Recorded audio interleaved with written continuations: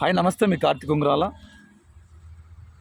ప్రస్తుతం ఉన్న రాజకీయాల పరిస్థితుల్లో అయితే ఏది మాట్లాడినా కూడా తప్పు అనిపిస్తుంది.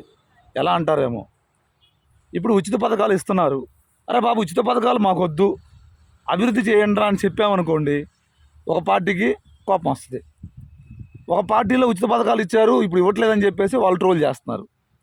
ఎందుకు ఉచిత పథకాలు? ఎవరికి కావాలి ఉచిత పథకాలు? ప్రతిసారి ఉచిత పథకాలు ఈరోజు లేకపోవడం వల్ల ఏమవుతుంది? ప్రశాంతంగా పొద్దున్నే లేచామా, భార్యని చేత పట్టుకున్నామా, పనికి వెళ్ళిపోయామా, చిరక 300-400 సంపాదించుకున్నామా, సాయంత్రం ఇంటికి వస్తున్నామా, ఎవరి పనులు చేసుకున్నాం. ఈ ఉచిత పథకాలు రావడం ఏమవుతుంది? ధీమా ఎక్కువైపోతుంది, డబ్బులు వస్తాయి, ఉచితంగా తినేస్తున్నాం. ఇదే తప్ప ఎన్నాళ్ళు ఇస్తారు? ఎవడైనా కొన్నాళ్ళు ఇస్తారు. ఎవడి సొమ్ము? అది మన సొమ్మే కదా.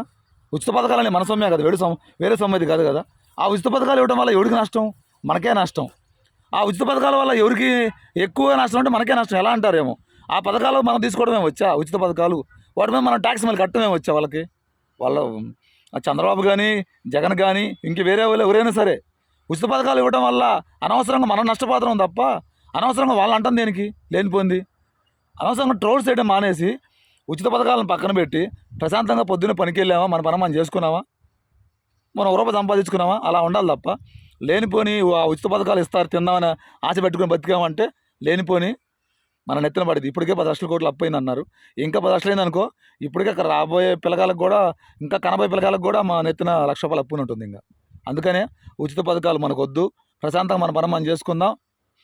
సంక్షేమ పథకాలు కదా మనకు కావాల్సింది. ఇక్కడ విషయం అభివృద్ధి కావాలి, మనకి రోడ్లు కావాలి, ఆరోగ్యం కావాలి, చదువు కావాలి. వీటి మీద ఫోకస్ పెట్టండి ప్రభుత్వాలు అనేవి.